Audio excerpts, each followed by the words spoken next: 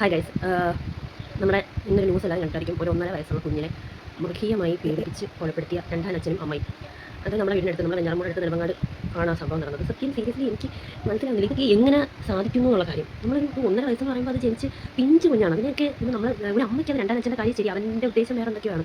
ഒരു അമ്മയ്ക്ക് അത് എങ്ങനെ സാധിക്കുന്നു എന്ന് എനിക്കിപ്പോഴും മനസ്സിലാവുന്നില്ല. നമ്മുടെ കുട്ടികൾ എത്ര വലുതായാലും അവരൊന്ന് വീണ് ദേഹത്ത് കുറച്ചൊന്ന് മാറിപ്പോയാൽ തന്നെ ഒന്ന് ചോര കുഞ്ഞാൽ തന്നെ നമുക്കത് എത്രത്തോളം മാനസികമായിട്ട് വിഷമമുണ്ട്. കാരണം നമ്മൾ അത്രയും സർവൈവ് ചെയ്താണ് അവരെ നമുക്ക് കൈ കിട്ടുന്നത്. അപ്പോൾ ഇത്രയും എനിക്ക് തോന്നുന്നില്ല ഒരു മുമ്പ് പ്രസവിച്ച ഒരു അമ്മ ഇങ്ങനെ ചെയ്യുമെന്നുള്ളത്. ഇതിലും ഇതായിട്ടുള്ള സംഭവം നമ്മുടെ നാട്ടിലുണ്ടാക്കിയിട്ട്, പക്ഷേ നമ്മുടെ വീടിനടുത്തൊക്കെ ഇങ്ങനെ നടക്കുമ്പോൾ അത് ദൈവം എല്ലാത്തിനും ഒരു തെളിവ് വെച്ചിരിക്കുന്നു എന്നുള്ള അത് ദൈവമായിട്ട് ആ ഒരു ബ്ലോഗർ പയ്യൻ ഇത്രയും ആൾക്കാരുണ്ടായിട്ടും ആ കുഞ്ഞിൻ്റെ കൈ ഒടിഞ്ഞ കുഞ്ഞിൻ്റെ അമ്മയുടെ അടുത്ത് പോയി അത് ദൈവമായിട്ടൊരു തെളിവ് വെച്ചിരുന്ന പോലെ എനിക്ക് തോന്നി.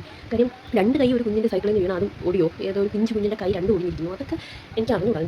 അതിൻ്റെ മുഖത്തൊരു ചിരിച്ച ഒരു ഇതില്ല. കാരണം അത് അത്രയും പീഡനം ഈ ചെറിയ പ്രായത്തിൽ അനുഭവിച്ചുകൊണ്ടായിട്ട്. പിന്നെ നാട്ടുകാർ ഇന്ന് തെളിവെടുപ്പിനുണ്ടായിട്ട് ഞങ്ങളുടെ പെരുമാറുണ്ട്. അതെനിക്ക് വളരെ സന്തോഷമുണ്ട്. ഇങ്ങനെ ചെയ്താൽ പോരാ. പോലീസുകാരൊന്നും കണ്ണടച്ചിരുന്നെങ്കിൽ ഒരു പക്ഷേ പോലീസുകാർക്ക് ഒന്ന് വീട്ടിൽ പോയി സമാധാനമായിട്ട് ഉറങ്ങായിരുന്നു. എന്ന് വെച്ചാൽ നമ്മൾ ചെയ്യേണ്ട കർത്തവ്യം നാട്ടുകാരെങ്കിലും ചെയ്യുന്നുണ്ടല്ലോ എന്ന് ആലോചിച്ചിട്ട്.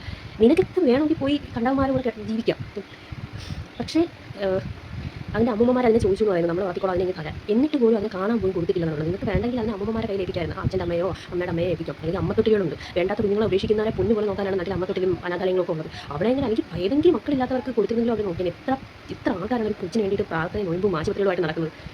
സത്യം അതിൻ്റെ മുഖം കണ്ടിട്ട് ഇതിനൊക്കെ ഇവർക്ക് എനിക്ക് തോന്നുന്നില്ല ഇതൊക്കെ ഇങ്ങനെ ഈസി ആയിട്ട് കിട്ടിയതാണെന്നാണ് തോന്നുന്നത്. കാരണം ഒരു ഇത്രയും ഒരു ഹോസ്പിറ്റൽ ബെഡും ഹോസ്പിറ്റലുണ്ടാകുന്ന എല്ലാ 2 വർഷത്തോളമെങ്കിലും നമ്മൾ കുഞ്ഞിനെ വളർത്തിക്കൊണ്ടുപോയ പ്രഗ്നൻസി പീരീഡ് അടക്കം നമ്മൾ കഷ്ടപ്പാടാണ്. അപ്പോൾ ഇത്രയും കഷ്ടപ്പെട്ടിട്ട് നമുക്ക് കിട്ടിയ ഒരു കുഞ്ഞിനെ എങ്ങനെ ചെയ്യാൻ ഒരു അമ്മയ്ക്ക് തോന്നില്ല. ഇവർ നമ്മൾ അനുഭവിച്ച അത്രയും പെയിൻഫുള്ളായിട്ടാണ് ഒരു കുഞ്ഞിനെ കിട്ടുന്നത്. ഇവർക്ക് ഇനി സിമ്പിളായിട്ട് കിട്ടുമെന്ന് എനിക്ക് അറിഞ്ഞൂടാ. എങ്ങനെ തോന്നി എനിക്ക് അറിഞ്ഞൂടാ. ഓരോ പ്രാവശ്യം നമുക്ക് ന്യൂസും ആ കുഞ്ഞിൻ്റെ മുഖം കാണുമ്പം സങ്കടമാണ് വരുന്നത്. സങ്കടം.